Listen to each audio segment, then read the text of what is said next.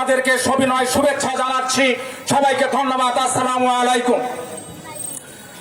আজকের এই সম্বর্ধনা অনুষ্ঠানে মাননীয় প্রধান অতিথির দৃষ্টি আকর্ষণ করে আমি একটি কথাই বলতে চাই। দীর্ঘদিন আপনি মধুপুর উপজেলার ধনবাড়ী উপজেলার অভিভাবক হিসাবে দায়িত্ব পালন করেছেন। পাশাপাশি আমাদের আজকের যিনি অভিভাবক, উপজেলার যিনি অভিভাবক, তিনি আপনার সার্বিক সহযোগিতা করেছেন। সেই সহযোগিতার যে অসমাপ্ত কাজটুকু রয়েছে, আগামী 24-25 অর্থ বছরের মধ্যেই সেই কাজটুকু সমাপ্ত করবেন। তারই ধারাবাহিকতায় অবহেলিত কাটাজানি এবং ঢেউয়ের চালা রাস্তায় যে কাঁচা রাস্তাটি রয়েছে, সেই কাঁচা রাস্তাটি আপনি অবিলম্বে পাকাকরণ করবেন, এই দাবিটুকু রাখছি আমি এলাকাবাসীর পক্ষ থেকে।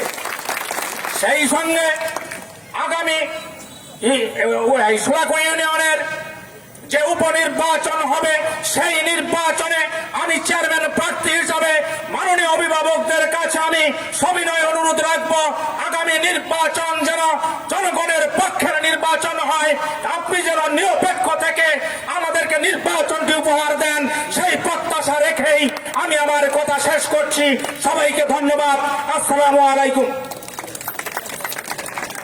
সম্মানিত